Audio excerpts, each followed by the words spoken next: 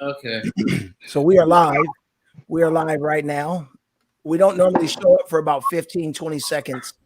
It takes a little bit of time to actually show up on Facebook. So you are kind of tagged in. I will tag you. Let's see here. See what we can do here. Yeah, you should be. Yeah, you're tagged in the live video.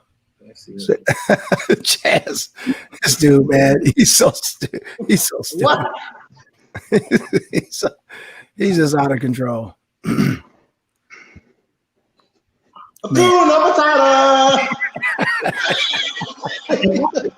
punch you, I'll probably digitally punch you, man. No, there's a story behind this. This is a Kenyan. I don't know what this is. My ex-wife left this. She took everything in the house and put this. So I don't know. How fitting is it? How fitting is that? She took the cucumbers when she left. I had cucumbers in the refrigerator. She took those, but left that. So there you go. Oh man. So I gotta think of. Oh, Rob, she's hey, Korean. Rob. So there. What's up, Priska? What's up, T? My homegirl Rotunda said that you, Dr. Bull, you were her son's professor. Oh, awesome. Yeah. Yep. Oh, you're a real doctor. I'm sorry. I thought we were just going there for the show. Are you actually? Wow. Okay. What are you a doctor of? Angelo, what's up? What's up, Angelo? G-Lo tapped in. So, hey, man, let's get right to it, man. I'm so excited tonight. I just want to thank everybody for pulling up tonight. And when we pull up, man, we talk about whatever we talk about. For those of you who might be tuning in that don't know me, I'm Jason. I sort of host this little gathering. You know what I mean? This is kind of like we treat this like we pull up in the car and roll the window down and just be like, "What's happening, man?" And just whatever said is said. Ain't no filters. We just do what it do. We just make it do what it do.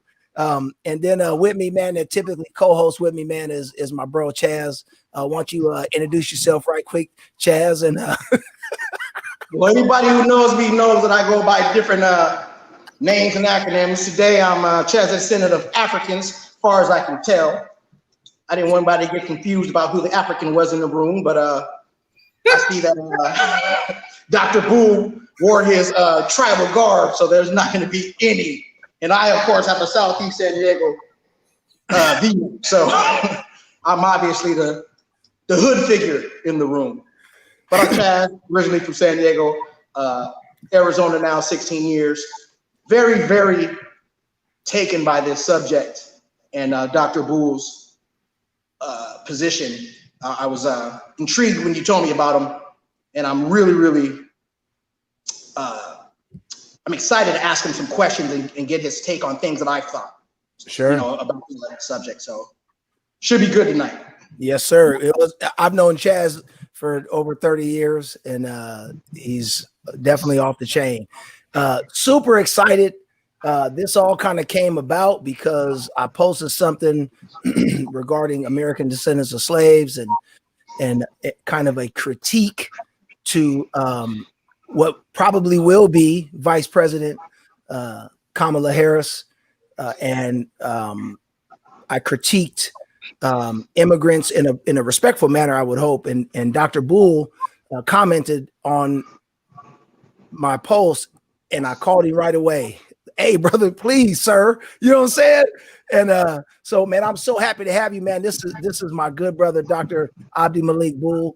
And man, why don't you just introduce yourself to the couple of people that may not know you?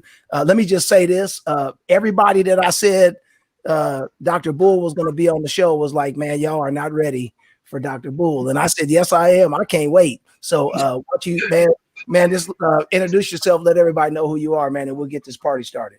Appreciate both of you, Jason and Chaz. My name is Abdimalik Buul, as I mentioned. I'm a chemistry professor faculty at San Diego State College. Grew up in City Heights in Southeast San Diego, but originally from Somalia, born in the Horn of Africa, raised in the Southeast. And I was able to really participate and benefit from the miseducation system for about 18 years. We went to Mesa College and City College. got my degree in sociology, then went into a master's program focused on counseling and social justice at San Diego State, and got my doctorate degree from USC up in LA. It's South Central, LA, by the way. They don't tell you that. He's a Trojan. You know what I'm saying? USC's in the hood. Like everything outside of that is really interesting. And I majored in educational psychology, and that's what I really want to kind of discuss the psychology and the pathology that Black folks have subscribed to. And then for a number of years, I got to teach in a very unique program called the Emoja program outside of college, where I had a cohort of Black students for about 4 years. And we taught Black studies. Professors from the English perspective would teach Black literature and Black writers. We paired them up with mentors. I got to take a personal growth class and really got to have, as an emancipatory educator, liberate our minds together, both them and us. So I had an active process of decolonizing myself, and I had the most rich class. I think some of one of your friends, one of your homegirls, student, well, child was my student. But man, I had all types of Africans: Afro-Caribbean, Afro-Latino, Blaxicans, Black-Latino. Oh, I'm sorry. There's some spirit out there, Chaz. It's my ex-wife's spirit did that. I'm sorry. You got the African spirit in your background. So we had a whole bunch of diverse Black, students in my class, and so I really got to enrich my experiences as well as an educator in that regard. So I'm just happy to be here, and I really, really enjoyed this because when we talk about birtherism and Obama and Kamala, it's a very, very needy topic to have. And it's very, very the discussion that has to happen between Black folks that hasn't happened really. Well, I met you some years ago, and I'm not mad. You know what I'm saying? I ain't mad, bro. You know what I'm saying? I ain't mad, bro. You know what I mean? I met you about 4 years ago, bro, and you know what I'm saying? I had to hunt you down in the streets of Southeast, bro. I met you in the alley, and I was like, "Why you ain't call me, bro?" You was like, "Oh man, my bad, bro." And you know what I mean? And then we just became cool, and I was like, "So this is what we got to do? I got to meet you in the alley, and like we just got to threaten each other in order for me to get a call from you, brother." You know what I'm saying? But hey, it was a trip. And just to kind of kick this off, it's crazy because I remember because you were leading, and I want to say it was at Southwestern. You were at Southwestern when I first met you, right? Yes. But I didn't see you again until City College. Yeah. At one of the something at the Black. It was an all Black student event or whatever I think it was. But what tripped me out when I saw you at Southwestern and kind of pushed me back was I'm like, this brother's is Somali. We got to get that right. He is not Somalian. Let's put that forward. He is Somalian, and I'm gonna let him say it. But for all of us that have not committed to decolonizing our minds, the colonizers called him Somalians, but he is Somali. The language is Somali, and so he is Somali. But I said, wow. I said we got a real indigenous, what I would have considered an indigenous Somalian at that time, I would have said, and he corrected me. Y'all saw on my Facebook, I posted the grammar police is out, and since they out, and that was this brother sent me a text message like, man, get your mind right. So I went on ahead and straightened myself out real quick, but I tripped out that a Somali brother was leading the Black Student Union, if you will, and I was like, it tripped me out, and so I've been having these questions for a long time. And then I got introduced to the American Descendants of Slavery and Foundational Black Americans, FBA versus ADOS, not versus, but FBA and ADOS, and thinking about all of those things. And so it was just good to hear some of your perspective as we talked the other day about this. And so I'm interested to hear your perspective. And I want to start off with the first question. Let's see. She's Rotunda said Carolyn Clark. You know who Carolyn Clark is? Dr. Bull? Carolyn Clark? Yeah. She put that up. and then Angelo said Latinos with the fist because he's Afro-Latino. And I won't tell you how I make him mad, but I say things to get under his skin. That's my good brother. But man, I want to start off with the first question that I think is probably, to me, might be the deepest part of this, man. That was the one that literally I had to catch myself holding my mouth open when you was talking to me the other day, and I was just like, "Are you kidding me?" So the first question I want to ask you, man, and you just go in, brother, do what you do. Does America shape the views of immigrant Africans towards African Americans? Oh, absolutely. You know, okay. And I think there's a secret conversation that occurs between Africans and African Americans. When I say African, I mean African immigrants versus African Americans who were positioned in this country to evict the legacy of white supremacy, right? That reparations are overdue for them. And so the conversation is really rooted in white supremacy. It's contextualized in white supremacy. And a white supremacist through media, through culture, through language, through history, through erasure, will tell us Africans as we came here, hey, listen, man, pull up. You're not like these Black Americans. You have language, you have heritage, right? You know where you come from, even though they stripped them from where they came from. So don't be like them. Don't be lazy. Don't be gangsters. You know, we have these depictions of the media, right? And so don't be like them. Don't be on social services. Don't be, violent. All the depictions through the media that we see, right? Through the films that were produced, through the music that was produced, through the imagery that was reinforced, right? And so, and this is late 80s, early 90s. So you got to think of like, Oh yeah. Ice Cube, yeah. So you got to really think about like what was being pushed out in the movies as well. Like even, and the inverse is here, won't be like this African American, this African immigrants. They don't even respect you. They come into this country off of your struggle, off of your strife, your hustle, your blood, your tears, lynching, blood, like literally opportunities. You set the foundation and door for, and they're coming here seeking these privileges, education. That's the martial that successfully litigated Brown versus Board that had the opportunity for us even to be in these spaces to speak English, to be in these places, right? To be educated. The civil rights movement in 65, right? The legislation for even us to be employed.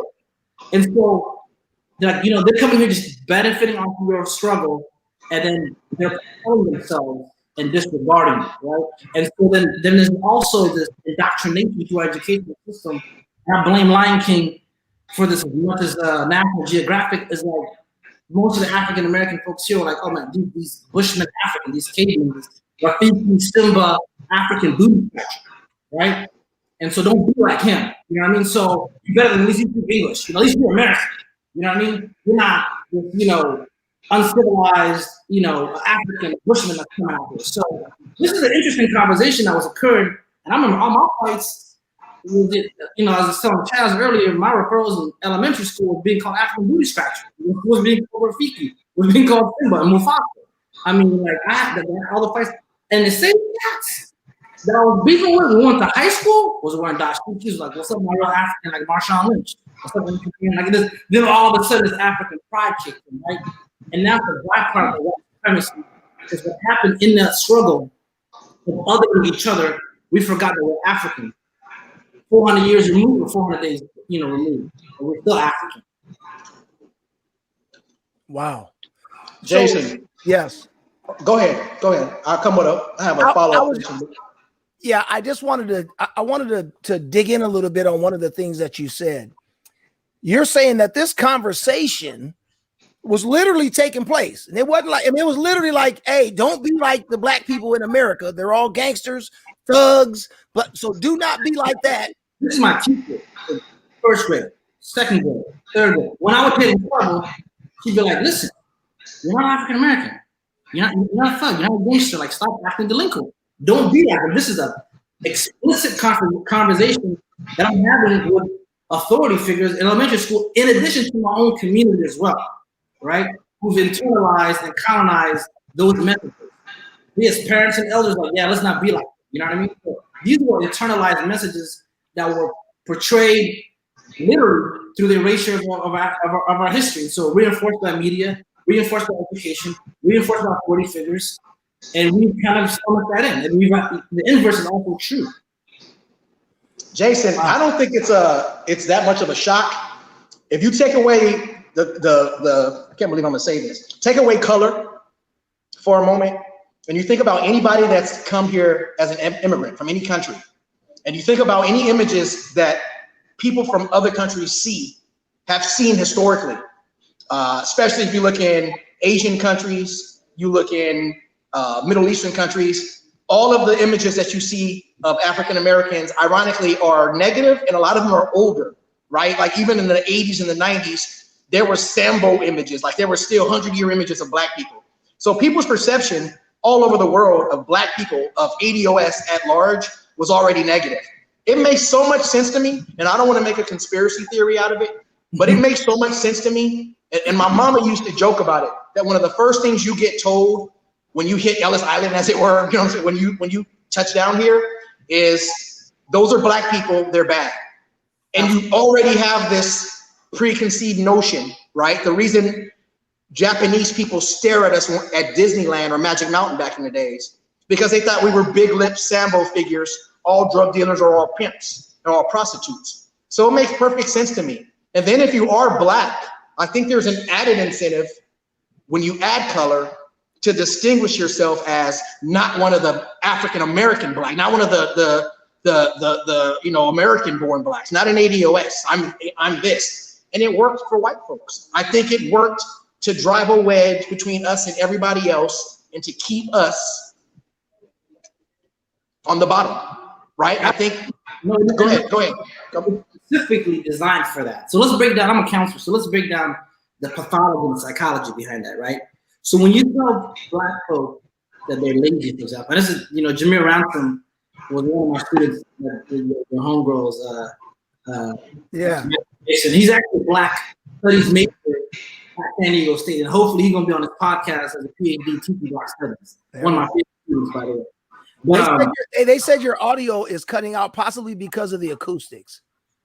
I don't know. Do you have your earpods? Maybe? My earphones. Huh? I'm not connected to the earphones. I can if you want to, but I hear somebody just said that you're getting lost in the audio. It starts to muffle. Maybe if you stay at a distance or something. I'm not sure. I don't know what. Okay, perhaps. Yeah, I don't know. But so here's a conversation that needs to really be had. There's a pathology and a fake psychology that we subscribe to, right? That actually African immigrants believe, not just Africans, majority of non-Black people and a large portion of Black people believe that Black people are lazy. And so I tell my students, and I challenge my students, I said, who's lazy? The one that really works from sun up to sundown with no breaks at all, right? For free, for 400 plus years, built this country with economic power to make it the superpower that it is today. For the lazy asshole who stole them, didn't do any work but kidnap and keep them captive and enslave them and watch them work on their lives as they sip lemonade. Which one is lazy? We are.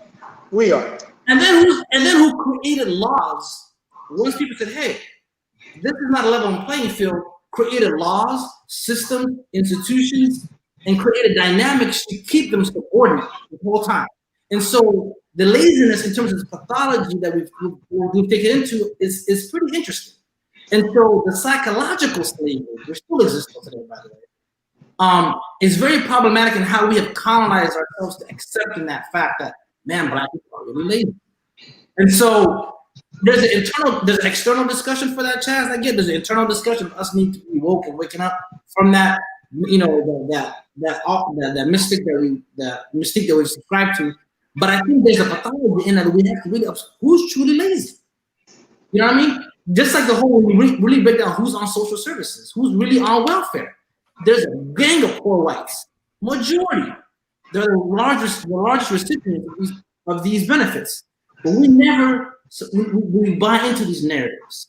And so for me, I was very, very adamant in breaking down that psychology and pushing back against that. And it's very explicit when you have the African that's 400 years or 400 days to this country looking at each other as the other, right? Wow. Because they have not acknowledged the Africanness in them. But white folks have, because you know what? Ain't nobody saying I'm Italian. You know what Joe Biden is? You know what Trump is? You know what Clinton is? You know what Bush is? They're white. They're not saying, oh, I'm the first Italian American. I'm the first. Only person is John F. Kennedy is the first Irish American. Outside of that, they have whitenized themselves.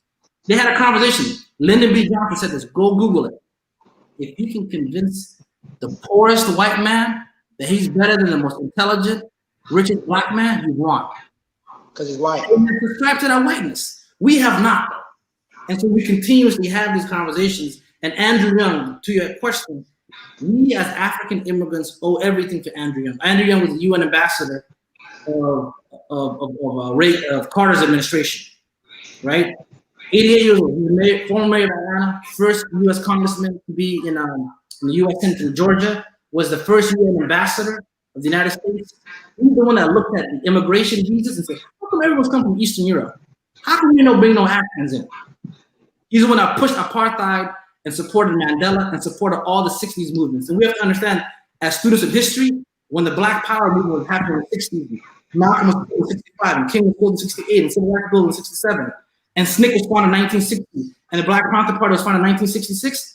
The same time all these African countries were getting independence. Somalia in 1960, Kenya in 1963, Nigeria in 1960. So there was a global Black Power emancipation movement happening simultaneously globally. And when they merged, of course, they started killing folks, including Malcolm X.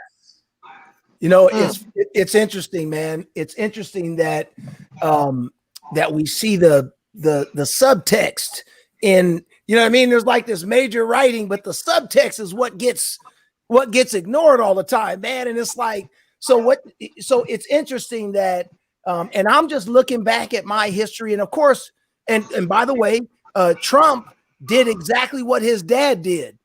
Trump's mother is an immigrant. So all this talk he's doing about immigrants, his mama was an immigrant. His wife. What? His wife.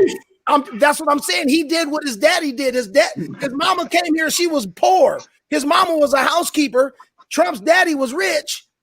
And she married Trump's daddy, and then all of a sudden now she's sitting on all these boards and Trump's wife did the same thing. I don't know what Marla Maples. I think he married models, so they kind of probably were a little more self-sufficient. Same thing though. So for him to raise all this hell about immigrants is so hypocritical because his mama's an immigrant, and so are both two of the three of his wives.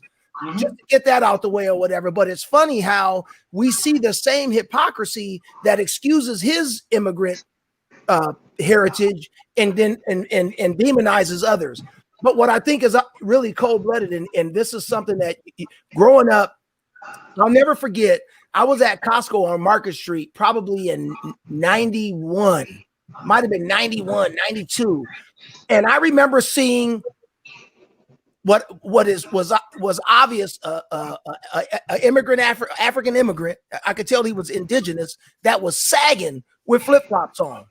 And I distinctly remember saying, what are you doing? Like, what are you doing, bro? That's not like, you know what I mean? And then my cousin's married to an Eritrean. And so I was talking to one of her relatives, and I'm like, why are y'all trying to adopt what is known as American Black culture, right? Because American Black people have this assumed culture. And why don't you hold on to what you actually have? Because you actually know what you actually have. You have something to be proud about and not something to be ashamed about or whatever. And so, and it just tripped me out that that can we unpack that a little bit? Yes, sir. That's what I want you to do.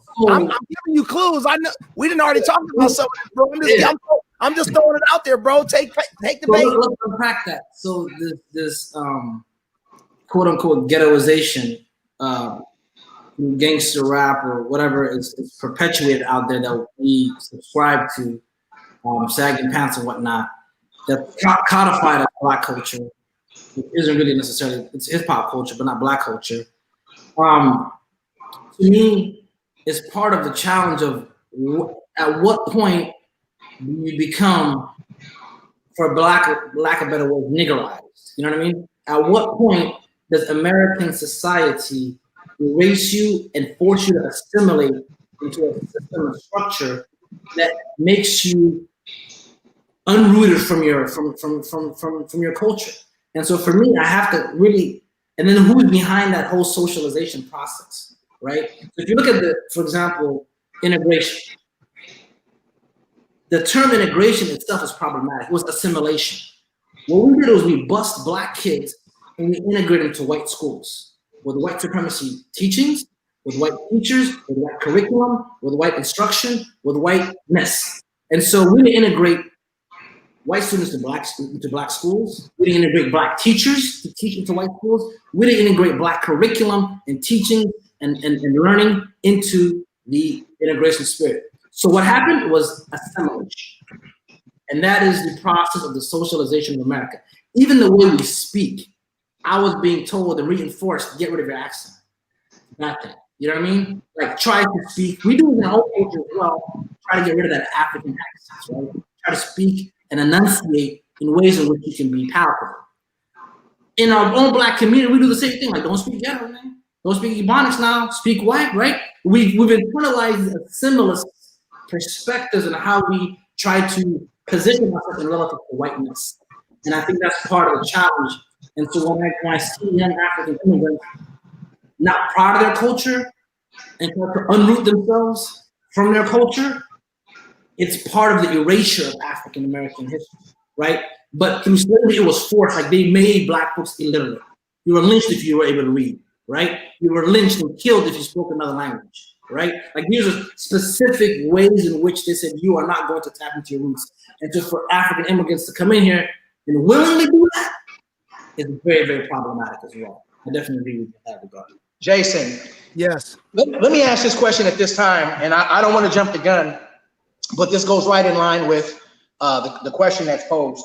Without saying names, I think you were privy to a Facebook discussion, and essentially, you know, during this last week since the announcement, there's been a large attack of some sort. Certainly, a discussion around Kamala.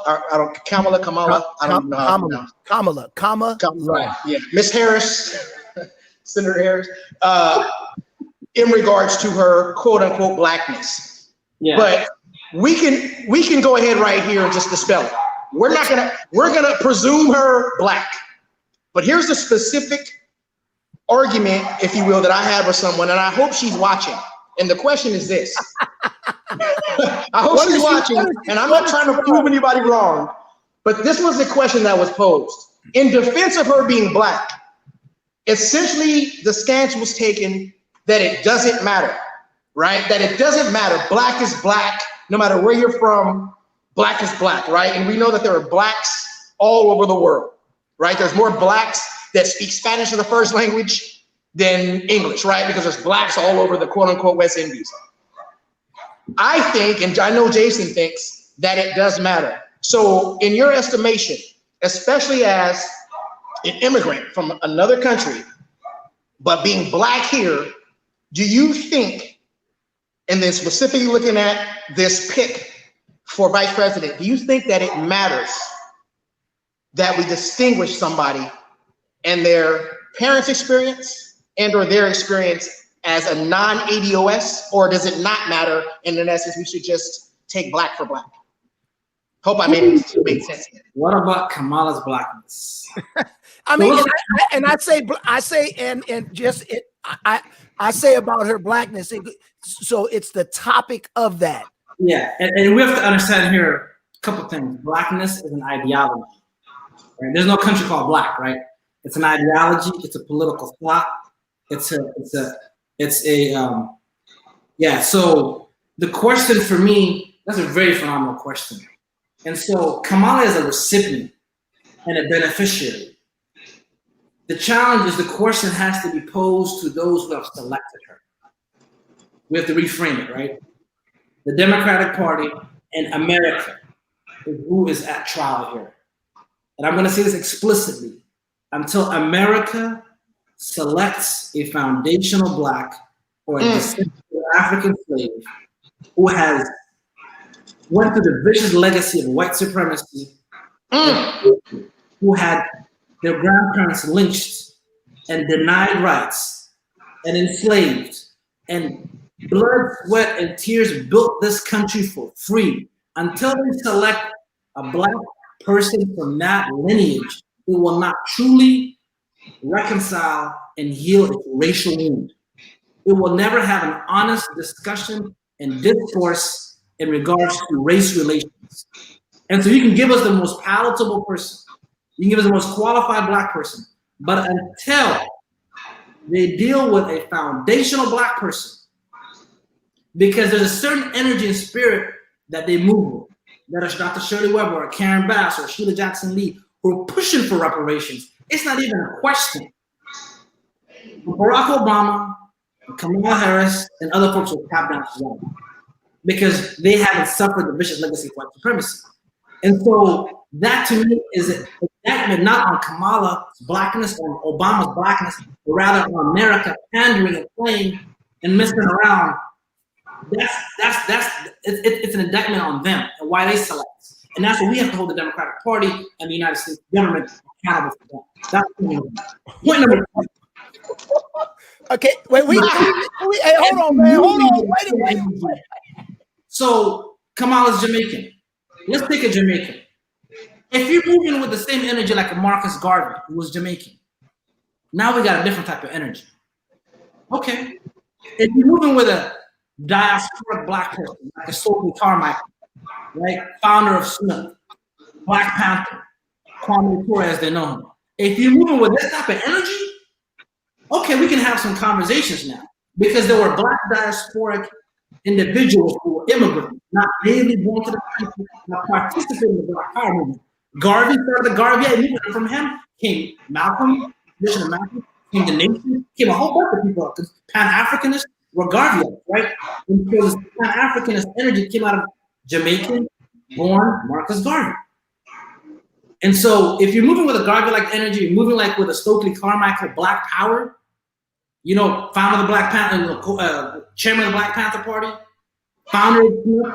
He's the one that Bill Clinton, by the way, made fun of when John Lewis's funeral, saying John Lewis had to struggle out of Kwame Ture. Kwame Ture was born in Trinidad, but he had that energy. So for me, the indictment is upon the American institution for pandering. And there's a whole bunch of layers to it. There's colorism layers, right? To, you know, she's a very great looking woman. You know, she comes from a certain aspect of as a prosecutor, right? So there's certain things that make her more palatable with American society. So those also are part of the conversation. We just her identity, but also her political makeup. So I think we have to, the indictment has to be upon them. And as black diasporic people, we got to move with that Garvey-like, Stokely Carmichael, Ture energy, or else we're falling out and we're capitulating and assimilating to this doctrine of separation. Man, listen. Hold on. No, okay, hold on now. So, hey, in 10 minutes, you got to go pray. And so, but I wish it was 7:45 right now because we need to just pause this for a second. First of all, that's not popular. What you just said is not popular. And that's what that was exactly my point when I was talking about Kamala Harris and President Barack Obama, Senator Kamala Harris and President Barack Obama. That was my point, is that what America gave us is children of immigrants that were able to, and one of them probably, most likely, both of them, one of them obviously did, one of them most likely will ascend to the highest office in the land, but they're children of immigrants. And so, and that matters in the grand scheme of things. And when you look at like President Obama, like he didn't come from poverty. President Obama's mama had money. You know what I'm saying? They said something about him. She gave him like $300,000. I don't think necessarily the poverty argument is necessarily like, because Dr. King came from money. Dr. King was rich. You know what I mean? No. The topic more is the identity of blackness. Like Obama wasn't raised by a black family. He lived abroad, right? He lived abroad a while. He did not grow up in the streets of Southeast San Diego. He did not grow up in the streets of Chicago. And so I think for me, the context is also how entrenched are you in black culture? You know, how entrenched are you in understanding the struggles? For me, the perfect people would be Karen Bass. Like Karen Bass is from South Central LA. Karen Bass is foundational black. She was a social worker in the hood. She knows these types of issues and how they impact people at the ground level. Not a prosecutor who was prosecuting folks, you know what I mean? She was a social worker, she's a health, you know? So I think the pick for me, as we have the internal conversation, is that, man, we have to say, we've got to support the people that are on the grassroots understanding level. You know what I mean? And so, because there's a lot of bourgeoisie black folk too as well. You know what I mean? Woo! You gotta dissect that. But what you do with your bourgeoisiness, King uses money to fund his efforts. You know what I mean? And so I think we gotta really dissect that piece. So I think I think there's two separate issues, right? Dr. King had money, but he was here in the struggle in the streets. He was born here. He was born here. He went through all of the these struggles. And my point about Kamala, even now, like as we talk about her, number one, her parents were both immigrants that came here to go to school. Her mother was a research assistant for some type of science program that came here with a lot of bread. She's Brahmin, so she's Indian Brahmin. Her mother probably grew up with slaves in their house. Kamala's mother probably had slaves in her house. You know what I'm saying? And Jason, and add this, they might not have intended, had they not met, they probably had intentions of going back where they're from. I would argue to say they had no intentions of staying in America. Well, we know that when Kamala was 5, her father left and she ended up moving to Canada. She went to school all the way through Canada, and she went to school in Canada. So my point is that, and again, it doesn't mean that she's not legit and smart, and you know what I mean, that she won't be a good VP. It doesn't mean, but she grew up with her mom. She was highly influenced by Eastern Asian, Eastern Indian. She's Indian. Like culturally, she grew up Indian. Like her and when Dr. King with his money, he had the same sort of experience per se, but they came here, got involved in the struggle, and went back to their nice homes, and you know what I'm saying. They wasn't never threatened, and none of that. You know what I'm saying. Like they wasn't frontliners. So that's what I'm saying. Like those are the nuances that we need to talk about, not whether or not she's black, but what does it mean? Dr. King didn't need to go on the Breakfast Club and say he smoked weed and listen to Snoop Dogg in order to somehow prove his blackness. And I wanted to ask you this too. Well, it's fair because we're in that weird cycle, right? We always see the white politicians dancing with Luke Skywalker or whatever. You know, I can accept that crap. But I want to ask you this. What do you make of this attempt to niggerify Kamala now? Are you as a Democrat, or you as an intellectual, are you offended by what you know is going to happen and what's happening now as he tries to push her sorority? You know, her what HBCU did she attend? Howard. She went to the Howard University. That's the real HU, by the way. And listen, we might have some Hampton fans on here, so don't niggas lose some fans. It's just true. We don't. It's true. Howard, that's why. But my money and my daughter. You know what I'm saying? Personally, Chaz, I think we have to dissect that, right? I think two things are true. That there is a valid critique on the selection of not selecting a foundational black person, and at the same time indicting the Democratic Party and Joe Biden for that. At the same time, when Joe Biden said what he said 2 weeks ago, when the black experience was monolithic and the black was the worst. Yeah. Filipinos, and we all got all amped up. So what you mean, man? We got Jamaicans and Haitians and Dominicans, and you know what I mean? We got, you know, people, Geechee, the Yellow Islands. We started to say, what you mean the black experience is one? We got really amped up by that too, right? And so we have to acknowledge that there is diversity within our blackness, for sure. And so for me, I don't think he has to necessarily pander, and the Democratic Party and Biden have to pander to their blackness in terms of she's black enough. What I'm more concerned about is what you're going to do for black people. What you going to do for black people? Are you unabashed when it comes to reparations? Are you moving with a Garvey like Stokely Carmichael, Kwame Ture energy, and using your experience, knowing that as a black diasporic immigrant, that you had the opportunities in this country to be a lawyer, to go to grad school, because black people died for those rights, for you to be educated, for you to be employed. Do you understand the legacy of Sojourner Truth? Do you understand the legacy of, you know, Shirley Chisholm? Do you understand the legacy of Fannie Lou Hamer? Do you understand the legacy of the black woman that preceded you, that broke down those barriers, that tore down those walls, that fight what they did for us? What are you going to do for those people? The legacy of Fannie Lou Hamer. I'm more concerned what you're going to do for black people at this moment. You know what I mean? And that's she's gonna fight for us. Is Kamala gonna fight for us? huh?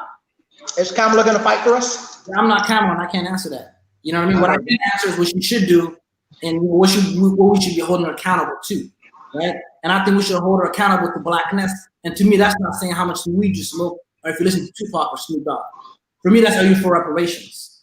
But as a black immigrant, I'm like, we have to understand that.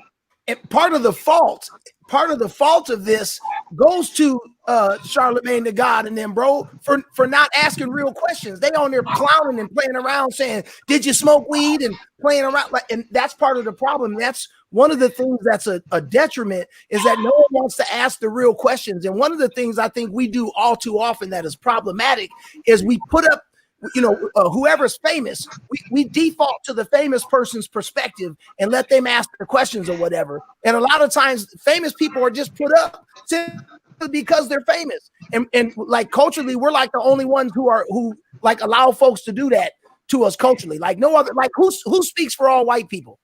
What white person speaks for all white people? Who speaks? Charlie Sheen. Charlie Sheen. There ain't one. Who speaks for all Jewish? Who speaks for all Jewish people? Who speaks for all Indians? Who speaks for all Native Americans? I do not speak for all black immigrants, by the way. I do not speak for all black. One of the things you need to know about the pull-up is if you are the sole immigrant, yes, you do. Today you do, sir. You are the immigrant of choice today. So, man, I really appreciate that conversation, and you are definitely perfect to have the conversation just because of the position that you sit in, and what you're saying is so unpopular as it pertains to this particular conversation. How would I, as a human being, function?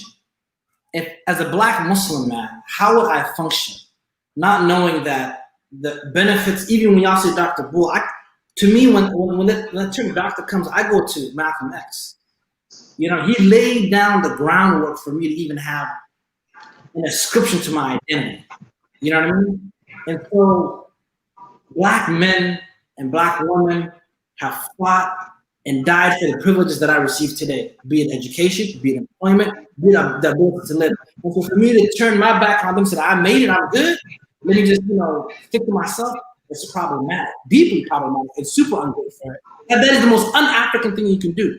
We say we are because I am because we are, right? It takes a village, come on now. And so I am because Malcolm X was. And I hope that I live by his legacy to improve the rights and conditions of my people. And so for me, that's the concept and philosophy that I subscribe to.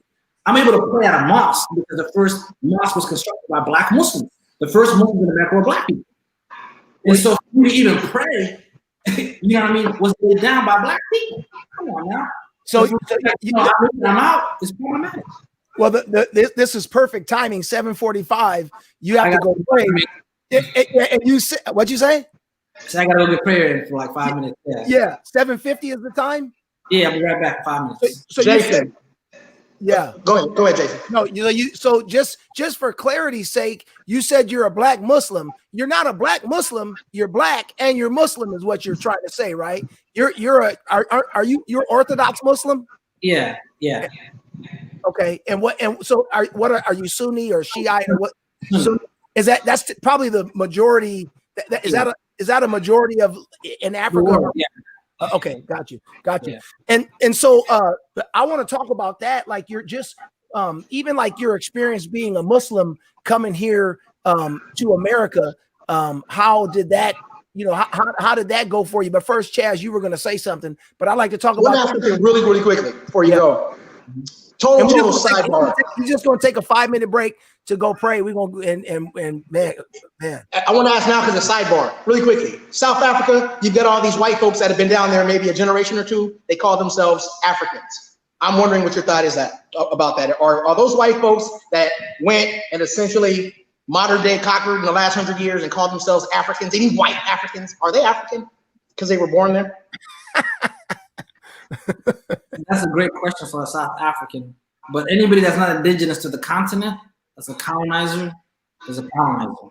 I think they should have we do that here in the United States, right? We have all these, everyone is a hyphenation except for white people, right? We have Latin American, we have Mexican American, we have African American, right? You can be indigenous to this land and they still call you Indian American, right? And that's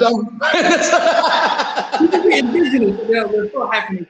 But American equals white, and that's the birtherism piece that we really have to dissect. And that's the part when I come back, I want to dissect that birtherism piece because that's really racism, right? That birtherism is racism because anyone that's not white, we're gonna go ahead and select if they're eligible or not. Be it Barack, be it these I call them interesting Negroes, Barack, Kamala, right? These very diasporic black folks that we select, even though it was John McCain, the white man who was born in Panama, Cruz that was born in Canada, right? But we're not gonna talk from them. Birtherism only applies to black people. So that's another piece that when we talk about the blackness and who's pushing that piece, it's not us, it's conservative Republicans. So I'm like, okay, is my critique of blackness aligned with white, alt-right, white supremacy? So I gotta do I dial back and we'll push forth on Kamala when it comes to that? So I'll come back and pray we'll discuss that. We'll be right here. Hey, we ain't going nowhere, bro. Hey, that's beautiful, man. So listen, man, I am, dude. Man, Hey, do you want to play Coming to America while he's gone? Hey, y'all, you all should have saw what we was doing in the waiting room before we came on, before we went live. It was so off the chain. Chaz, you're so out of control. Dr. Bull was rolling, man. He was like, man, this dude is burnt out. Man, he was having a ball. That's actually one of the things he said was one of the worst things that could have ever happened to America was the Lion King, and we talked about the trauma, if you will, that was inflicted on Black America because of Tarzan, right? And because and stuff like that. He was like, man, it's terrible. And one of the things he was talking about, we spent some time. We first started talking tonight or whatever was the fights he would get in. People would call him the names of the Lion King, like they actually I don't know when I actually finally realized that like Africa actually had buses and people that didn't run around naked. I always thought everybody was in a Tarzan. I thought it was Tarzan. I had no clue, dude. The first time I recognized Tarzan was white. The irony is that our Tarzan here is white, though. That's what I was telling him the other day. I was like, bro, you got a white man swinging on vines through a jungle with a bunch of people that are just idiotic. And I'm like, it was that kind of stuff that was painted, and you can see how those things are purposeful. But man, I remember back in 1992, I read the autobiography of Malcolm X, and I started looking at things about Africa, man. And when I got done, I literally, bro, I sat on the toilet for 6 hours at a time reading Malcolm X. And then I read the FBI files, the I can't remember the name of the book. And I had tears in my eyes. Like I couldn't believe that I was like even mentally afraid to even think positively about Malcolm X. I believed what I was taught about Malcolm X. And when I heard his story, and I actually partly his mouth, but from what other people were saying, I couldn't believe it. And that's when I started realizing that a lot of what we are taught is just a straight lie. It's just a lie. It is an absolute lie, and we're brainwashed. And so, of course, when an immigrant comes here, the same thing is happening to both of us. They're telling us by our cartoons and by our man. You ever trip off like the Bugs Bunny show, where the originals, the old ones, and the old Popeyes? Yeah, of course. Bro, yeah, they're all changed. With the brother walking with the big lips and the big shoes, and I wouldn't go run, bro. Yeah, all the images are there. The tap dancing duck. The tap dancing duck, that's and the Aunt Jemima that was in Tom and Jerry, bro, that stuff was extremely racist, bro. And it's like, but it had been completely normalized, dude. That's crazy to me, bro. That's what I grew up on, bro. I was born in 1970. I was thinking all the things you see on Facebook, the ice cream truck song, like everything that we have. I mean, nothing that exists is it's nothing's innocent. I mean, we live in a worse than a quote unquote white supremacist society. We live in a total farce. Absolutely. My boy Gary said COINTELPRO was the FBI book. Yes. And then indoctrinated. We've been indoctrinated. Let me go through a couple of these little comments. I've been kind of posting them so that you can see them. Welcome back, brother. I've been posting them so that you can see. Nancy Castro says black people only or minority. Should we be asking what? Oh, okay. So this question is, and this is a great question. Nancy Castro asks, are we talking black people only or minorities? Should we be asking what will she be doing for us, for minorities, period, or black people? That is a good question. That's a good question. Dr. Bull, do you need some time to wind back up? Or are you good? No, I'm fired up even more. Man, go ahead and take the thing. I think one of this satisfactions that I've had with the Obama administration, and one of the most, Obama's a very great orator, but one of the most destructive quotes out there that he has is a rising tide lifts all boats. And that's very, very problematic. And really, negligence and ignorance of systemic and institutional racism. If your boat is sunk and you got an anchor called Jim Crow holding it down, I don't care what type of wave that's coming, unless it's a tsunami, which is called reparations, no policy is going to impact them all. So these vanilla-like economic policies that we have, supporting housing here, de-incarceration there. We need reparations for Black folks. That is something that has to be an unapologetic Black agenda that deals with the foundational discrepancy in this country built upon the vicious legacy of white supremacy and racism, which is the free slavery of Black people, Africans who were enslaved, that from sun up to sundown built this country through its economic power. That has to be dealt with unabashed, because everywhere else, Jews, Japanese, and other communities and indigenous folks have received some type of reparations. Sufficient or not, they've received some type of reparations. And the unatoned sin of this country, because the original sin is the looting of indigenous land, the unatoned sin is slavery, and that has to be dealt with reparations, and that has to be articulated for and by African descendants of slaves and foundational Black people. That is something to me that has to be specific. Now, other minorities, of course, there's institutional racism, discrimination, access to higher education, facing Black and brown people. For sure, that have, immigration policies. Do we accept, immigrants from Latin America versus those of Europe, right? Trump has this plan where he's accepting all these quote unquote, European folks like his wife and his mother-in-law, right? That come into this country, but unless you're banning Muslims, for example, but we can go ahead and bomb your countries. And so these type of policies and procedures for minorities would definitely need to have something that has to be not just to Kamala, not just to Joe, but to the United States government and the American empire that exists, with unapologetic Black agenda atoning for the sins of slavery. And let me piggyback that really quickly. Nancy Castro is a longtime friend of mine. We're talking 20-something years. She's a beautiful soul. And she tunes in every week too. What's up, Nancy? She does. And I like to think it's just to watch me, but probably not.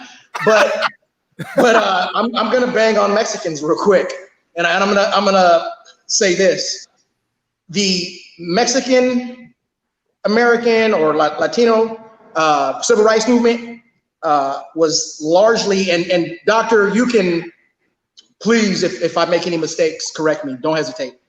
They largely co-opted the Black civil rights movement. He won't. He won't let you slide. Right? I want to make this specific point. They largely co-opted outwardly, and then certainly adopted much of the Black civil rights playbook. And when we look today as a minority, have been thrust in front of Black people politically, economically, educationally, healthcare, are way ahead of us. And our history in this country is what it is versus theirs. So I don't want to pit us against Mexican people, but again, that's a trap when you try to say us, because we always fall short. We are always given the short end of the stick. I think, 2 points. The point that you're making, that African Americans specifically have been on the front lines of every major social, civil justice fight, is absolutely true, right? Whether it's education, Thurgood Marshall success, that was a Black man from the NAACP who successfully litigated Brown versus Board for everyone to have the rights for education that was separate but equal, right? That fought against that notion. Voting rights, Martin Luther King Civil Rights Bill. Black folks were on the front lines for that, getting bitten by dogs, hosed down. John Lewis was being rocked, right? Black folks have African Americans have been on the front lines of every major legislation that happened. Black Lives Matter, mass incarceration, police accountability, brutality, right? So Black folks have certainly, African Americans have been on the front lines for every major social cause. Is it also true that once they've opened that door and they fought for it, when other minority groups went into it, they turned around and closed that door on African Americans? That's also absolutely true. We see that in hiring trends in the gig economy. We see that in technology. We see that in engineering firms. We see that. I had a brother who was a computer scientist, a graduate from San Diego State, driving Uber for 2 years because he couldn't crack the Silicon Valley and Sorrento Valley Indians that really blockaded Qualcomm and some of these tech companies, right? And so understanding that the opportunities that existed and persisted from were fought for Black people. So that point is absolutely true.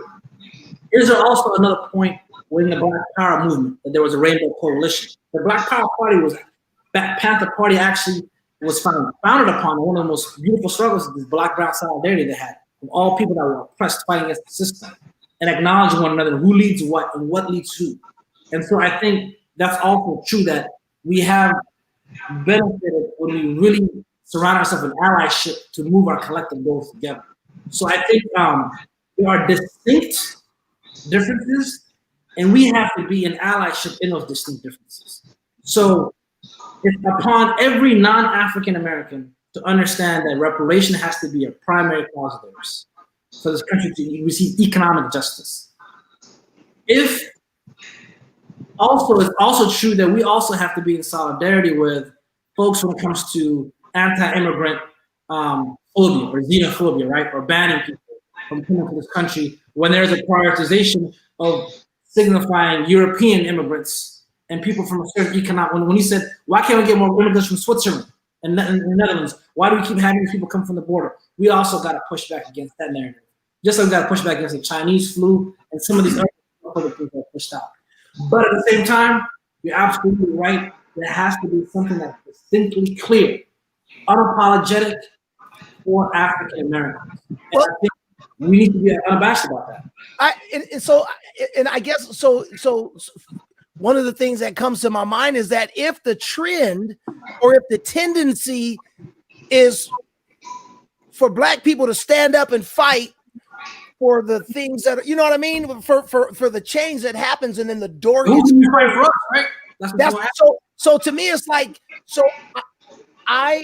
and then one of the things that is very true is that what is a kind of a known thing in the Black communities, Black people in general are way more accepting than anybody else. It's just indigenous. It's indigenous to the Semitic culture to just be that way. And so that's why people are saying now you ought to be glad that Black people don't want revenge. We just want reparations. You better be glad we don't want to do to you what.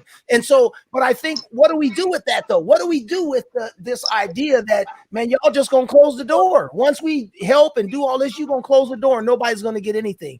What is that? I think that's understanding white supremacy, because white supremacy's number one tool is divide and conquer. Right? And so all of our oppressions are really juxtaposed in relation to whiteness. Even when that Black person that makes it says, I'm done with my community because I made it and I've assimilated, you have to understand you're the anomaly, you're the exception, you're the outlier, you're not the rule. I know, being a Dr. Bull, I'm the exception, I'm not the rule. I'm not the commonality, right? And so it's us being rooted and understanding the system in which we work on. So if we keep having these sprinkles of success in relation to whiteness, be it economic ascension, be it political ascension, be it progress, advancement of education, whatever it may be, and we turn our back and we are subscribing to white supremacy, right? And they do that through colorism, they do that through economics, they do that from the neighborhoods that you move into, right? We do that in various ways, and so other communities also have to understand. And this is something that I've had a detailed discussion with my African immigrants and say, listen, they can't vote because there's voter suppression. Like, do you know what that is? You know what gerrymandering is? Right. Like, do you know what structures and laws? You know, like, there's dilapidated education. Of course, they're not going to receive the education tool that you have. And this is the understanding that folks have to really. the richness of our experience. I was sharing with Jason that even the Africans that come into this country are layers. You've got your Nigerian and certain some Ethiopian, but not all international students that come in. When you're international students that come in, you already have $8,000 in the bank. You have a sponsor. You're already entering a college or a university. So you're already propelling yourself to an economic and education status that many don't even have. And then you graduate and you're like hop into the workforce and say, you know what? Chaz, I got a degree. I mean, how come these black people can't do it? What's wrong with them? I got a degree. I want the education, and I'm not even from this country. You know what I mean? Not understanding the economic and social conditions that have forced many to not even achieve that dream, right? To understand the poverty and conditions through our educational system, our environment, our community that have really constricted people that have more intelligence than me, that have more capacity than me, more potential than me, but not opportunity. And so when we look at opportunity as an excelling aspect of success, it's very, very problematic. And so for my communities of color who are benefiting off the struggles of the fights and struggles of foundational Black people and African Americans, understand that I am because we are, and we are because I am. And white supremacy is still your victim, because at the end of the day, you're on a totem pole, and one day they're going to turn on you. Just like they turn on the Japanese, you know what? Hey, man, we don't trust that. Round them up. Round them up, right? Like they tell them, the Muslims, because the Muslim population for the longest pre 9/11 was conservative Republican. Were they? Yeah, the Muslim community, from a religious perspective, right? Because of all the different aspects, were majority conservative. 9/11 happened, we got other. I did not know that. I did not know that.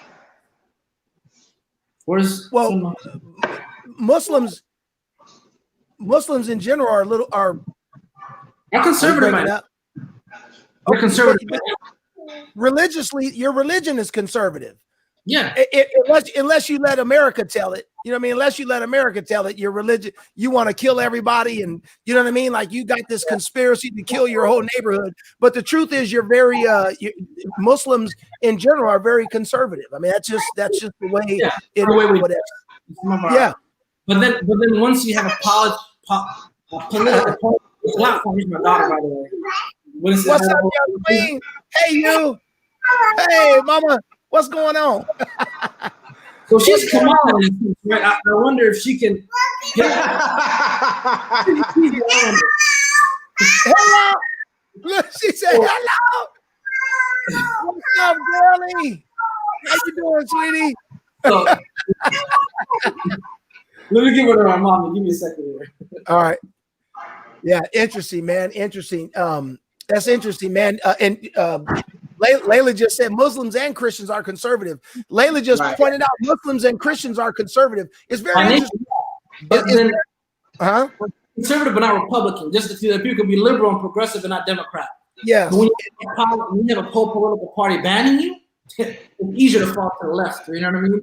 Right. But I bring my daughter up because I wonder about when I take her up to school 3 years from now. Do I want her to see when she goes behind the secretary's desk for preschool? Do I want her to see a picture of Kamala Harris, a Black woman that she can relate to, or Mike Pence, Donald Trump? Right. You know what I mean? That's the part that I'm still kind of struggling to grapple with.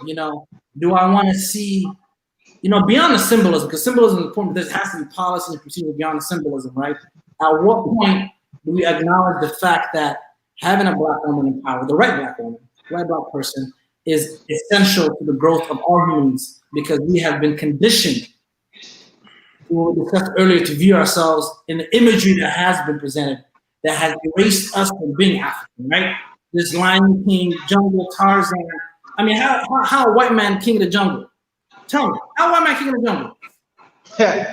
Like this depiction, right? This National Geographic depiction. At what point do we actually start to say Black is beautiful, Black is bold, Black is representative in leadership? So to me, that's something that I really reflect upon. But to your question before I went to prayer, how has my Muslim experience been different than my Black experience? I think after 9/11, prior to 9/11, I was just a Black man, an African immigrant to this country. stopped by the police, dealt with law enforcement the same way that many folks y'all did. I put a picture of Obama on the wall. See my exactly. So Layla's right. That imagery is very, very powerful, man. So when our kids can, because their self-efficacy, their identity, their self-worth, their self-value, it means something when you see that imagery reflected. You know what I mean? As opposed to just demonized and disrespected and discarded. You know what I mean? Right. And so that to me is very, very powerful. And I think the organizing work, we have to understand, Obama was found. Trayvon Martin, Sean Bell, Oscar Grant, Michael Brown, all were killed under Obama. Black Lives Matter was still happening. Layla was still organizing. If it was Obama or Trump, she just knows that it's a little bit easier to do it when it's Trump, when it's Obama, as opposed to Trump sending the federal police on you, like they do before. You know what I mean? So we're able to move a little bit different. You know what I mean? So it's important that injustice still exists, but the frontliners are always going to be frontliners, no matter who's. Period. Hey, can I throw a quick curve though? Isn't it ironic how the Republican Party of today promotes ADOS in their candidates? Of course. Because is it ironic, or is that a setup? Because when you look over on the other side, they don't seem to run these exotic black folks. They give us the Herman Cains and the Ben Carsons. So what do you make of that? But look at what they do. It's the ones that are doing this. Every time you see them, they doing this. Like that. But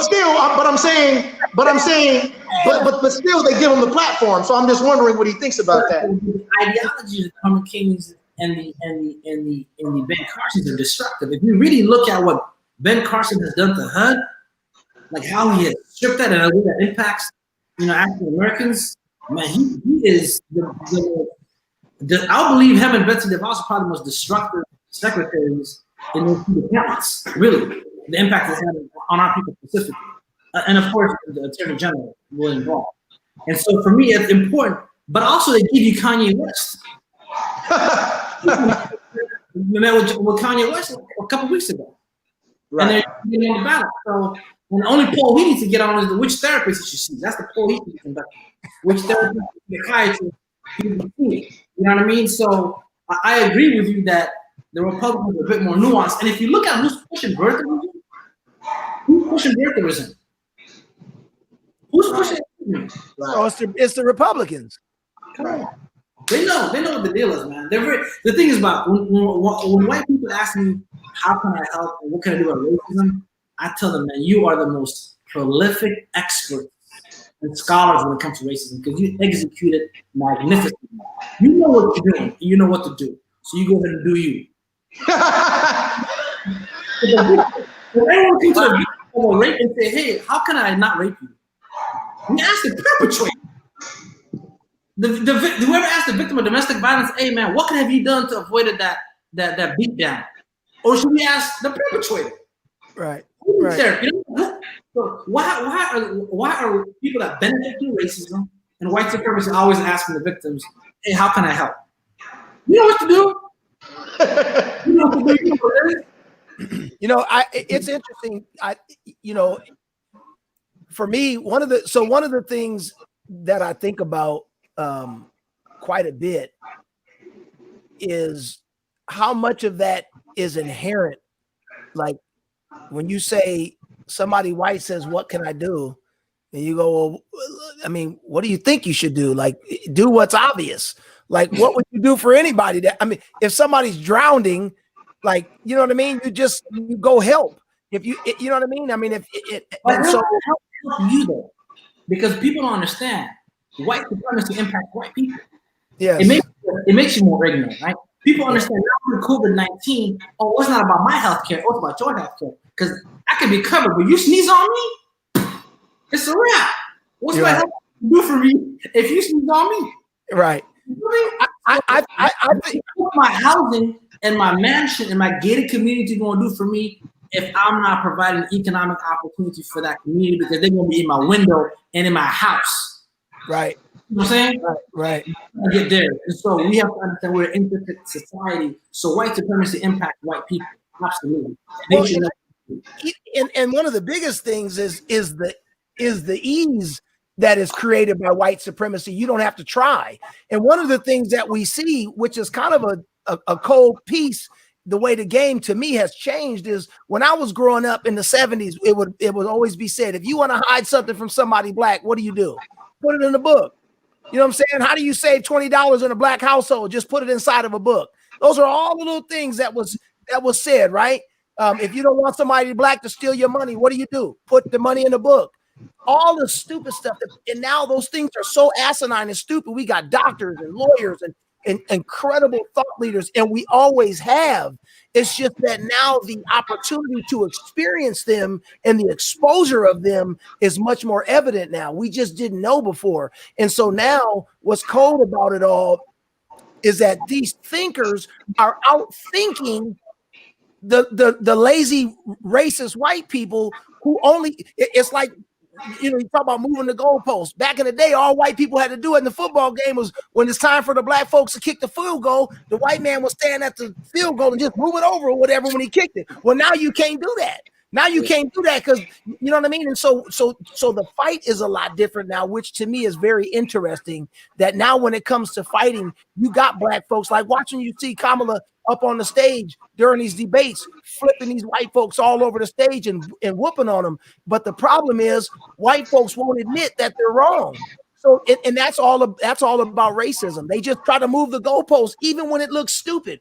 Like last thing, that's why I really want to caution us about having external and internal dialogue, right? Yes. Like what Chaz is talking about is there is a level of critique, and I concur with you all that America, in order to deal with racial trauma and healing, needs to select a foundational black person. And so I'll go in on Kamala, and then over to my left, I see this Indian Republican conservative dude talking about she ain't black. You know what I mean? Denise D'Souza. That came here for the same reason her mama came here. I smashed her. I said, "Shut up, Denise. You came here and you Brahmin too, bro. You shut up, dude. I said that just yesterday." But I have to check myself, Jason and Chaz, because I said if I align my critique and it amplifies these birthing right-wing, racist, conservative, white supremacists, am I then participating in the annihilation of a black person that's being contributed to by white supremacy? So I have to be really wise about that. And wisdom, here's the thing about wisdom. We say wisdom is one of three things when they align: saying the right thing, doing the right thing at the right time and at the right place. Critiquing Obama and Kamala's blackness could be the right thing amongst us. Is it the right time and the right place? So critiquing her, if it didn't align, is the right thing to call out, what are you doing for black people? Was it the right timing? Was it the right place? Was that going to amplify and support, voter suppression and really put Agent Orange in for another 4 years? I have to really dissect and say, you know what? Maybe it's not wise to do that at the moment. Not right, but wise. Because the timing and the place may be different. You feel me? So it gives permission to, man, a white woman critiqued Kamala Harris the other day, and I was like, and I commented on it like, why this don't even concern, and I thought to myself, this don't even concern you. Why are you talking about what she's doing for black people? You know what I said? Kamala Harris is that cousin in your family, or that people in your family that everyone gets to roast, but as soon as someone outside your family talk about them, you're like, hey, listen, man, you can't do that. I can talk about my mama, but you can't. You know what I'm saying? Yeah.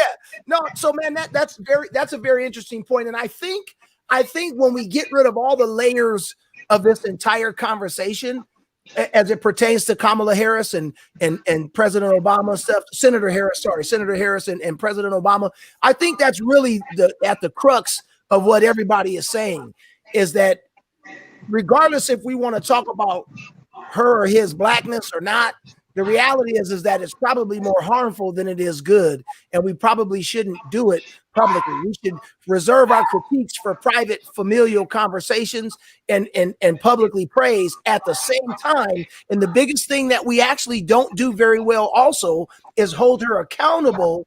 Absolutely. We have had private conversations about you, and we held our public criticism. So when we get in the room with her, now you need to do some things publicly as a quid pro quo for us, Absolutely. pushing you into this space. You need to do what you need to do for us as foundational Black Americans or American descendants of slavery as a quid pro quo. I think that makes sense. And that's strategy. And that's how strategy works. That's moving. I think Chaz had made a comment earlier about when I said, are we lazy or not? Just the way we operate or think. I'm not sure what you said earlier when it first started the broadcast. But that's the part of the tactical strategy that we have to have, right? There's internal, external conversations and pressing the button. I think her prosecutorial record is definitely on bounds. That's something that should be scrutinized. Some of the legislation she supported, her agenda for Black folk, right? Her unapologetic Black agenda is definitely on the menu. Like, what are you doing? Her stance on reparations, her pandering about smoking weed and Tupac and all that stuff. All that has to be really contextualized and called out. But at the same time, like her identity and makeup, for me, the question is, are you going to move with that Kwame Marcus Garvey, Black diaspora energy? Or are you going to go ahead and turn around, like many other communities have, and shut the door on the people that really opened the door for you? That's the question that happened. Well, man, as we round up and get ready to close up, we got about 13 minutes left. My brother Gary Davis, he's in the Lou. Gary from the Lou. Yeah, I mean, he had an off-topic question for you, off subject rather. Who are your favorite historical figures who fought for equality? That's what he. So we'll throw that question out. Then we got a couple more questions for you as we wrap it up. And anybody else want to ask questions? Feel free to post them in the chat. There's a gentleman named Fred Hampton. Got killed, quid pro quo. I saw a comment about that earlier. Fred Hampton to me was a revolutionary, and actually thought about Black and brown solidarity. Right, he really brought in a lot of the oppressed community leadership. But to me, he's someone that stood for justice. Malcolm, for sure, is on top of that. I really like Fannie Lou Hamer, Shirley Chisholm. So I've got my mix of integrationists, folks that engage the system. My engagers, and I call my resistors. There's the ones that engage the system, and the resist the system. So with my resistors, I gotta say Fred Hampton, I gotta say Malcolm, I gotta say Harriet, and then for my engagers, I say Shirley Chisholm and Fannie Lou Hamer. That's what's up. That's good stuff. And we have a living legend amongst ourselves right now, and that's Dr. Shirley Weber. Say it again. Dr. Shirley Weber. Dr. Weber. Maxine Waters. See, Maxine Waters checked Joe Biden. Auntie Maxine. That's Auntie Maxine to the people. There's my pick. Why didn't he pick Maxine Waters? Why didn't Joe Biden pick Maxine Waters? And that's what I'm saying. There's a certain level of energy that Queen Maxine has, right? Karen Bass has, that Dr. Shirley Weber has, right? That Sheila Jackson Lee up in Texas has. These are the folks that we really should be considering. But for the suburbs, the codified language it is, they're not that. That's real. No, that's real. That's real. Tanisha says Bull 2024. You know what I mean? Hey, they don't have burglars in comparison. Yeah. Auntie Maxine, that's real. So hey man, could you spend a little time and as we draw down, talk a little bit about what you do. You kind of, and then Chaz, you could throw something in if you have something too, brother. But kind of just talk a little bit about what you're up to now as far as school. You mentioned City College, you mentioned your education. Kind of what are you doing in that space for somebody who might need to understand the type of resource that you have become for the community? Can you just spend a little time and talk about that? Yeah, so a lot of my activism work, and I'm transitioning, so I'm not really an academic. I consider myself more as an intellectual, so I try to move out from the confines of the academy or that institution. So my friend Ebony and Keisha and I founded a theory called curriculum trauma, which examines the ways in which educational institutions harm students. So we looked at, from a pedagogy perspective, the ways that teachers discipline and teach, the way that construct their curriculum, what's taught, what's not taught, what's what's actually prioritized, and how that really impacts and has a deleterious impact to student success. So if you're not reflecting your curriculum, if you're not reflecting your teachings, if you're not reflected by the teacher, and the student doesn't reflect you, how that the ways in which it psychologically hampers you from succeeding. And so from just financial aid, from admissions, all you can pull. When you really start to examine that, Jason and Chaz, you start to see that, for example, the SAT and the ACT was founded off the intelligence assessment that a guy named Carl Brigham put together. Carl Brigham was a white supremacist, psychologist out of Harvard University. He believed in white superiority and black inferiority, right? He put together what's called the IQ test. When the IQ test came, the ACTs and the SATs. The ACTs and the SATs were used as metrics of admissions to college universities. College universities then depict what type of economic success and job we have. So if we're trying to say we want to dismantle white supremacy, decolonize our systems, we've got to get rid of these assessment tools that hold people back from economic, educational, and any type of advancement. And these are the ways and the structures in which they're placed. And so that's why we saw the UCs get rid of the SATs, right? Because people are studying for the test. It actually leads back to our period. And so for me, it's very, very important that the work that I do is examining how to dismantle and disrupt educational institutions to be more equitable and really, abolish systems and structures in these institutions that are very problematic. So curriculum trauma is one of the ways I'm doing that. I'm also— You said curriculum trauma? Is that what you called it? Curriculum trauma, yep. So all the Karens in the classroom, the preschool prison pipeline, yeah, all the Karens in the classroom that's calling our kids when they cut a hair and they get suspended. I see a barber. They see a delinquent. When our kid digs a hole in the playground, we see a geologist, right? They see, kids not paying attention. And so they suspend and expel them. This is Standard Unified, by the way. These are actually cases that I'm talking about. These are not just things that are out there. When we see Tyrone coloring outside the lines, we see Picasso, we see artistic creativity, we see he's thinking outside the box. They say he can't focus. He's ADHD. Let's put him in the special ed program. Right? Let's put him on IEP. This one is gifted. But when Timothy does it, oh my God, he's gifted. Let's, put him in his gifted class. Right? You hate students. So we start to label our students. So this is the trauma that our kids that are very young are exposed to. And so for me, I'm really focused on unearthing that. At the college university level, I work in transfer work. I'm part of an organization called MEN, the African American Male Education and Leadership Development. We have it's the largest nation's compilation of black men, faculty, administrators, college presidents. And so we have a mentorship program. And so every Saturday, a group of me and about 30 black males, we have a book club. We go through Malcolm X's autobiography this summer. 30 young black men reading. We give out scholarships. We did a trip to Africa last year and the one before that. So we're very intentional putting the— What is Amen called? Men, A2 men. A with an apostrophe 2 and an MEND.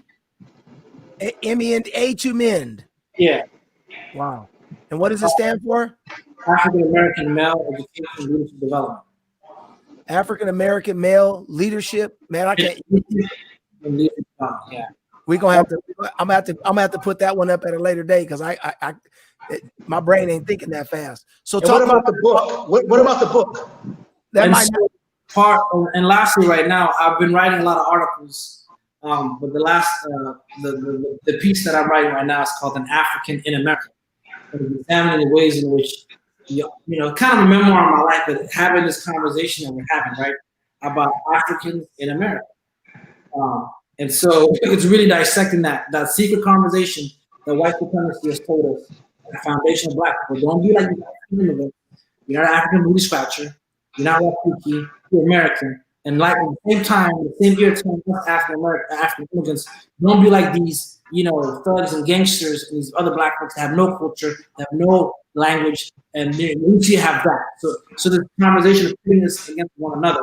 So that's an interesting book in African and American, and then really examining the Obama Kamala Act, right, and saying what are you doing with that privilege that you do have, because you're palatable. If you're palatable, what you gonna do with that privilege? Right? How then do you open those doors, and what are you going to do to extend that? And there's actually a great chapter in Obama's memoir. It's called The Extraordinary Negro. I want you to check that out. The Extraordinary Negro. in which he talks about the privileges that he has as a light-skinned, mixed-race black man, and how he operated that, and how he navigated that. But at the end, he found out he was nothing but what it was to him. You know what I mean? And I shared this conversation with Jason. When I got pulled over, I remember one time coming from a Morris High School basketball game. And we got pulled over on Skyline Drive by the police, and they said to us, you know, where are you from? I said, and I'm from this area, but, you know, my family's in the business. Where are you from? I said, you know, well, originally my parents were from Somalia. They said, no, where are you from? And the homie in the back was like, yo, listen, man, they trying to see what set you from. And I didn't know about the gang junction, all that stuff, you know what I mean? Like, but at that point, that cop, all he saw me was like Alfred Alongo in Oklahoma. They didn't ask if he was a foundational black. They didn't ask if he was an African immigrant. All they saw was a black man who was a threat. You know what I mean? So the society, there's a way in which they view us as well, these systems and structures. And so that part to me is something that we all have to dissect. All at the same time giving the reverence and support and dignifying the experiences of foundational black people. My brother, man, I'll tell you, man. I mean, this is more than I figured.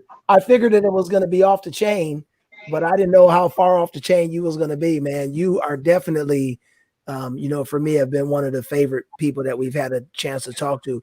We've had some really powerful conversations from sexual assault as children and stuff like that. And this is definitely one of those conversations that's sort of on that level. Chaz, did you want to say something to sort of wrap up from your perspective or whatever, and kind of a final comment? I'm going to tell you what, I mean, he's affirmed a lot of things that I've thought previously, and then he's put things in my head that I never, you know, might have thought. You know, for a man, maybe 15 years my junior and 30 years your junior, Jason. Shut up, man. Your mama, how about that? Nah, you know, I'm just gonna say I talked to a NBA player, a former NBA player, this past year, and I asked him what it was like. You grew up with one. What's that? You grew up with one. Your mom. I'll talk to you later on that one. But he told me that playing with Jordan, like, you often find yourself watching. I thought it was kind of cool how he said, even though these guys are all elite basketball players, he found himself watching, and they used to say, hey, stop watching. So I found myself watching today. Like, I usually consider myself one of the smarter people in the room, but I'm gonna have them roll back into junior college, man. Nah, this guy, this young man is somebody to aspire to. So when I come home, like I said, we need to get together, man. I just want to ask one more question, just real quick. The plant behind you, is that planted in the ground? You have floors, or is that? I had to do one more in there. I knew I was waiting for the jump, man. I was waiting for the roast from Chaz. Man, I appreciate y'all, brothers, man. I appreciate you, and I'm just honored to be in this space with black folk that are black. You know what I mean? Like, it's one thing to be just black, but it's nothing to be just black.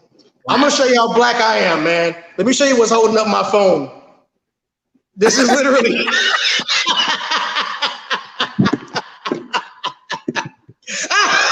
Look, it don't get no blacker than that. That's a little behind the scenes secret. Hey. Well, I'm honored to be with y'all, man. I just love when we can commune and talk and converse and really just, you know, speak freely, man. So, you know, as we move towards consistent and constant liberation and emancipation, the most important thing, we must emancipate our minds, man. Because you can be locked up, but as long as your mind is free and your heart is free, man, you're always going to be fighting for that struggle. And I think that's something that I always think about. We have to be liberated here. And as an educator, Mandela says education was a powerful weapon to change the world. And you ain't got to be a PhD. King was a PhD. Malcolm had a PhD from the streets. You know what I mean? And they were equal footing when it came to our rights for our people. So was Fred Hampton. And that's why I chose Fred Hampton and Malcolm, man. And not the Dr. King or the W.E.B. Du Bois, who were PhDs and thinkers and philosophers who are really respected. But I really like the people that can connect at the human level and move our people's, elevate our people and propel our people's cause for liberation. So let's keep being black, man. Wow. Well, man, like I said, man, this was way more than I. Huh? Even if you're still light, you're still in there. Wow. Even though you light bright next to white, Jason. Well, and I didn't want to like turn the conversation, but one of these days, I actually, my sister brought that up, that we actually grew up with a lot of privilege. So when I talk about the need to address those things, I don't say it hypocritically, like I don't recognize that my mama was white. I can't hide that. I didn't want to make that a part of I wanted this to be focused on you. So I wanted to so many times go, yeah, but me. But the truth is that, it's true. It's true. I am black and I'm white. And so as it pertains to like reparations, I don't care if I don't get nothing. I got everything. I don't need none of it. I don't care. But I didn't want to make it about me, but I want to have a conversation about that one day. Maybe you could come back to like help to add some of the dialogue. And my sister too, she's a psychologist, and she actually brought it up to me about how we, grew up, man, and we had tons of books in the home. Don't get it twisted though. Black folks are the only ones that are friendly towards other ethnicities being in their homes. My mother's relatives, for the most part, wasn't happy to see my father. Like, don't get it twisted. It ain't like we grew up with a whole lot of money. My mother was treated like a by white society. So don't, you know what I mean? However, she still was a white woman. She still was a white woman. Like at the end of the day, you know what I mean? So, but man, dude, I super appreciate you, man. I see you all over Dago. It was through that one comment that you made. I thank God for Facebook and all that, because it has opened up doors to have conversations with things. This would have never happened without social media. I know you from so many other spaces, and it's just interesting. So I just want to say thank you for taking the time to be here, to everybody that stayed and watched, to those who will watch it later on, for those of y'all who commented. Thank you all for staying engaged the whole time. We appreciate it. Pull up, man. That's what we do, man. We just pull up, roll the window down, and start talking. And you delivered tonight, brother. So we want to say thank you for that. And again, everybody, we try to come on every Sunday, usually about 7 to 8:30. Try to just interview like regular people in San Diego and all over the country for that matter, and talk about issues at the larger level and how we can localize those things, right? How do we localize those things to affect our community? So Dr. Buul, I told you, I never call you by your first name again, brother. You earned that doctorate. I respect you a lot, man. So much respect for you, man. Love you, brother. Chaz, thank you for being here, man. I appreciate y'all taking your time. To everybody, we'll see you guys next week.